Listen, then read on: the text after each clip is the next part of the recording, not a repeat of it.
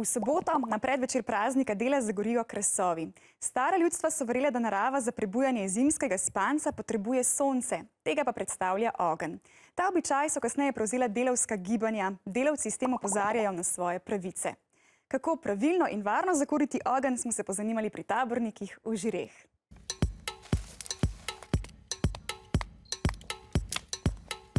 Ja, najprej je treba magniše spucati, pol je okoli treba kamne dati, kol zabiti v zemljo, pol daš dračje okoli, pol daš pa zmeri debelej pa večji palce okoli. Vžigalco zakuriš in jo nagneš navzdol, da zagori. Jaz priporočam, da je suh dračje, za netivo pa lahko uporabimo doma narejena netiva, smola ali pa brezov ljublje.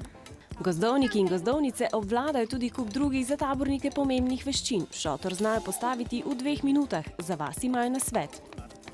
Najprej šotor raztegni, pa zabiješ osnovne kvine, pa je postav pajce noter in pa na koncu še šotor napni.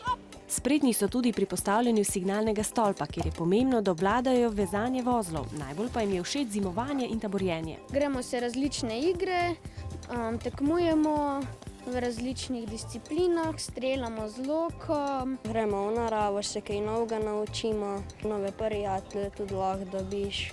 Se naučiš tudi naprej za življenje. Pa tudi ne bi se znala tako dobro orientirati v naravi. Želimo jih naučiti, da bi bili čim bolj samostojni in s časoma tudi skozi več prevzemajo odgovornosti, organizirajo akcije.